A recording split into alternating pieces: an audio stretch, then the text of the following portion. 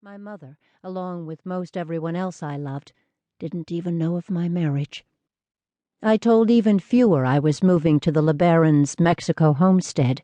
We, Verlan and Charlotte and I, didn't consider it safe to tell. Besides, by keeping it secret, I avoided all the subversive "I told you so's" I was sure would have greeted my news.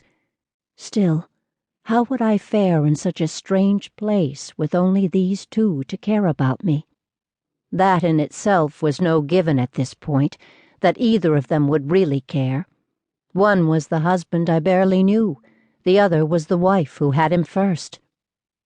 As the gloom crept over me, I pressed a hand against my fluttering stomach and tried massaging the knotted fear within. I determined to concentrate on truly pertinent worries, like making it through the next 24 hours until I arrived in El Paso and crossed over the border into Mexico. Since my every step now was an act of sheer obedience to God, perhaps I could presume He'd protect me through it all. In the meantime, I'd have hours to pray for the strength I'd need to take the next steps. Oh, God, help me to be unflinching in this sacred commitment I've made. The din of the vibrating bus motor eventually lulled me calm enough to look at my fears a bit more objectively. I'd been trying hard to be brave, and in that I'd largely succeeded so far. I never much lacked for courage. But my fundamentalist Mormon faith taught wives to be sweet, patient, and above all, never, ever jealous. I had to be honest. It was not simply the prospect of seeing my new husband again that spawned my dark cloud of worry. More than anything else, I dreaded moving in on the wife who'd staked her claim to him 2 years prior to mine. In truth, I'd barely claimed him yet at all. And though I was livelier than she was and quite determined to fulfill him, just how was I going to get my fair share of him with her always around? And help me to be sweet, patient, never, ever jealous.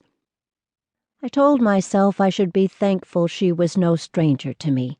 She was my half-sister, after all. Somehow this didn't help. I still felt like being selfish, and I'd felt plenty bad about feeling it. God commanded our people to live plural marriage or be damned forever. The revelation came directly through the prophet Joseph Smith in 1843. I reveal unto you a new and an everlasting covenant. If ye abide not that covenant, then are ye damned. For no one can reject this covenant and be permitted to enter into my glory. Doctrine and Covenants, 132:4. Polygamy was a necessary sacrifice we all had to make in order to attain godhood and avoid hell. So I'd been told.